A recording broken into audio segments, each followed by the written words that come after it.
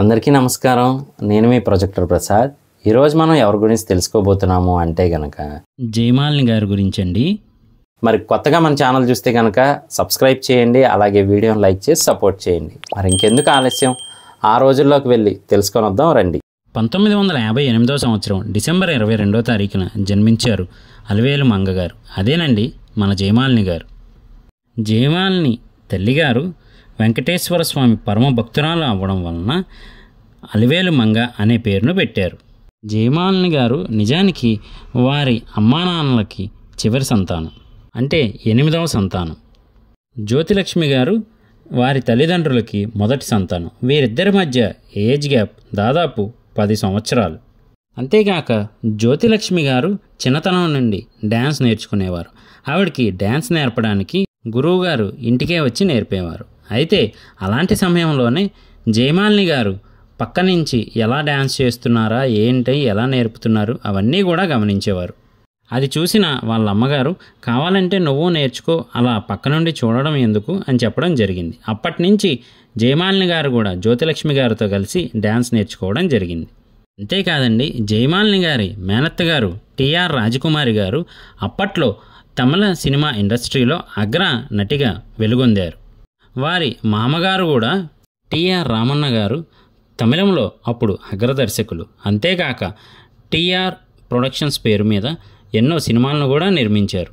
జ్యోతిలక్ష్మి గారి కెరియర్ పీక్స్లో ఉన్నప్పుడు జయమాలిని గారి వయసు కేవలం 12 సంవత్సరాలు మాత్రమే. అయితే ఒకసారి జయమాలిని గారి మామయ్య టిఆర్ రామన్న గారు జయమాలిని గారి తల్లి దగ్గరికి వచ్చి, అక్క, నేను ఒక సినిమాని తీయబోతున్నాను, అందులో హీరోయిన్గా లత గారు నటిస్తూ ఉన్నారు. అయితే లతకి ఫ్రెండ్ క్యారెక్టర్గా మన జయమాలిని నటింపజేయాలని అనుకుంటున్నాను అని చెప్పారు. అందుకు జయమాలిని తల్లిగారు, అయ్యో అన్నయ్య, అది చిన్న పిల్ల, దానికి ఏం తెలిసి యాక్టింగ్ ఇవన్నీ, మీరు వేరే ఇంకెవరైనా అమ్మాయిని చూసుకోండి అని చెప్పేశారు. అయితే ఆయన మాత్రం ఒప్పుకోలేదు. ఈ ఒక్క సినిమాలో నటించేలా చెయ్యి, తర్వాత సినిమాలు నీ ఇష్టం అని చెప్పేశారు. అయితే దాదాపు 2 రోజులు టైం తీసుకొని తర్వాత జయమాలిని గారి తల్లిగారు ఎంతో ఆలోచించి సరే నటింపజేయండి అని ఒప్పుకున్నారు. నిజానికి జయమాలిని గారి తల్లిగారి భయం ఏమిటి అంటే, మొదట్లో జ్యోతిలక్ష్మి గారిని కూడా చిన్న వేషం అనే పిలిచి తర్వాత సినిమాల్లో ఐటెం సాంగులకు మాత్రం పరిమితం చేశారు. అందుకనే మళ్ళీ జయమాలిని గారు సినిమాల్లో నటిస్తే ఆవిడని కూడా ఐటెం సాంగుల వరకు మాత్రమే తీసుకుంటారు అని చెప్పి ఆవిడ భయం. నిజానికి జయమాలిని గారి తల్లిగారు తన కూతురు సినిమాలకు పరిచయం అయితే ఒక హీరోయిన్గా పరిచయం అవ్వాలనే అనుకున్నారు. కానీ రామన్ గారు పట్టు వదలకుండా అడగడంతో ఆవిడ సరే అని చెప్పేశారు. ఆ సినిమా స్వర్గత్తల్ తిరుమణం. ఇందులో హీరోయిన్లుగా లతా గారు, రవిచంద్రన్ గారు నటించారు. జయమాలిని గారు నటించిన మొట్టమొదటి సినిమా ఇదే.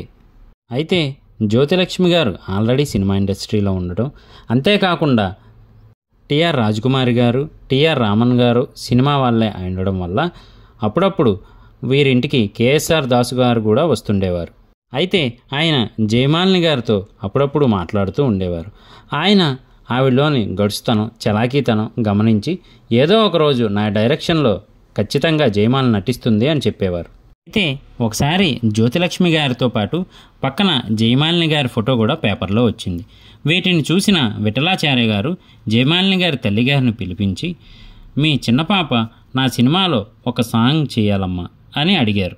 నిజానికి జయమాలిని గారి తల్లిగారు కూడా ఇదే జరగకూడదు అనుకున్నారు. మొదట్లో చెప్పుకున్నాం కదండి, జ్యోతిలక్ష్మి గారు హీరోయిన్ అవ్వాలనుకున్న ఐటమ్ సాంగ్స్కే పరిమితం అయిపోయారు. అలాగే ఇప్పుడు మళ్ళీ జయమాలిని గారిని కూడా అలా ఐటమ్ సాంగ్స్ వరకే పరిమితం చేయాలని ఆవిడ అనుకోలేదు. ఆవిడ్ని హీరోయిన్గా చూడాలనుకున్నారు. అందుకని ఆవిడ విఠలాచార్య గారితో, పాప ఇంకా చిన్నదే కదండి, అప్పుడే ఎందుకు ఇవన్నీ అని దాటేద్దాం అనుకున్నారు.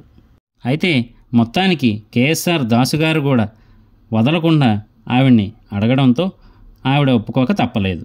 అయితే మొత్తానికి జయమాలిని గారు ఐటమ్ సాంగ్ చేయడానికి సిద్ధమయ్యారు. ఆ సినిమా ఇంకేదో కాదండి, ఆడదాని అదృష్టం. ఈ సినిమా షూటింగ్ అప్పుడే నీ పేరు అలివేలు మంగ అని కాకుండా నీకు ఇండస్ట్రీలో జయం కలగాలి, అందువలన నీకు జయమాలిని అని పెడితే సరిపోతుంది అని జయమాలినిగా పేరు మార్చారు. ఈ సినిమా 1975 సంవత్సరంలో విడుదలైంది. సినిమా ఘన విజయాన్ని సాధించింది. అందులోనూ ఆ ఐటమ్ సాంగ్ ఇంకా ఘన విజయాన్ని సాధించింది. అప్పటి నుంచి దర్శకులందరూ కూడా ఒక్కసారిగా జయమాలిని గారి వైపు తిరిగి చూశారు. నిజానికి ఆ టైంలో ఆవిడ చదువుతూ ఉన్నారు. కానీ వరుసపెట్టి అవకాశాలు రావడం, స్కూల్కి వెళ్ళడం కుదరకపోవడంతో ఆవిడ 7వ తరగతితోనే చదువుని ఆపివేయాల్సి వచ్చింది. జయమాలిని గారి ఫ్యామిలీ కేఎస్ఆర్ దాస్ గారికి తెలిసిన వాళ్ళు కావడంతో ఎన్నో అవకాశాలు ఆయన ద్వారా కూడా వస్తూ ఉండేవి. నిజానికి అందరూ ఐటమ్ సాంగ్స్గానో లేదా శృంగార తారగానో ఆవిడని చూస్తుంటే దాసరి నారాయణరావు గారు మాత్రం ఆవిడలోని నటిని బయటికి తీసి 2 సినిమాల్లో నటిగా అవకాశం ఇచ్చారు.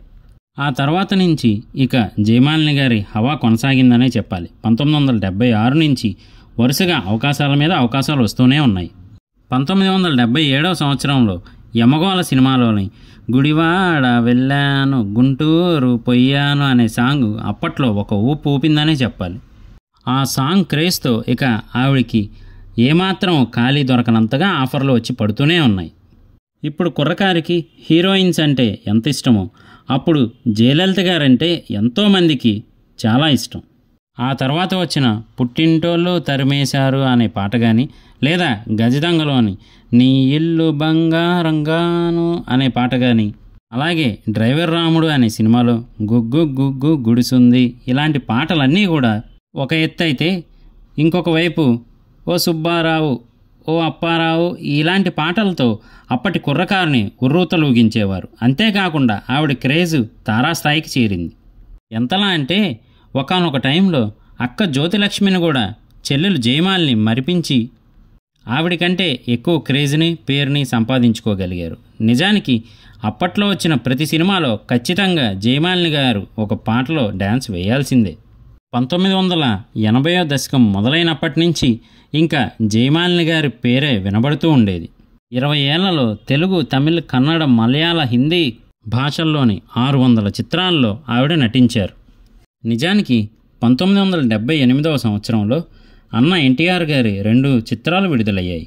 అయితే అదే సమయంలో జయమాలిని గారు నటించిన జగన్మోహిని చిత్రం కూడా విడుదలైంది. నిజానికి జగన్మోహిని చిత్రానికే ఎక్కువ కలెక్షన్స్ వచ్చాయట ఆ రోజుల్లో. అంతలా ఉండేది ఆవిడ క్రేజ్. అన్నదమ్ముల అనుబంధం అనే సినిమాలో మన నందమూరి బాలకృష్ణ గారి సరసన కూడా నటించారు జయమాలిని గారు. అందుకనే జయమాలిని గారే నా మొదటి హీరోయిన్ అని బాలయ్య గారు అప్పుడప్పుడు చెబుతూ ఉంటారు.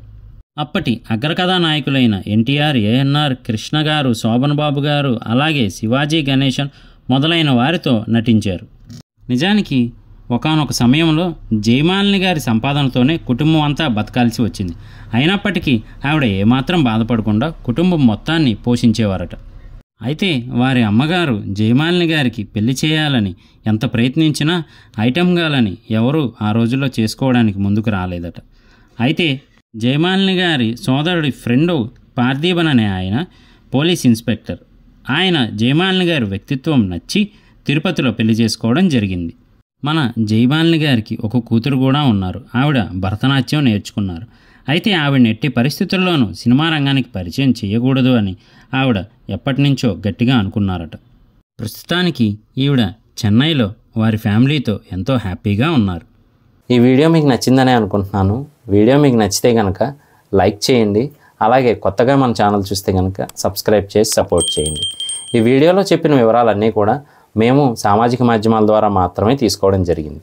అంతే తప్ప అప్పటి వ్యక్తులను కలవడం కానీ, సంఘటనలను చూడడం కానీ, పరిస్థితుల్ని అనుభవించడం కానీ జరగలేదు. సో ఈ వీడియోలో చెప్పిన వివరాల్లో ఏవైనా తప్పుగా చెప్పి ఉంటే క్షమించవలసిందిగా కోరుకుంటున్నాము. అలాగే మన ఛానల్లో ఏ ఇతర వీడియోల్లో అయినా వివరాలు తప్పుగా చెప్పి ఉంటే క్షమించవలసిందిగా కోరుకుంటున్నాను. నేను మీ ప్రొజెక్టర్ ప్రసాద్. మళ్ళీ నెక్స్ట్ వీడియోలో కలుస్తాను. Thank you.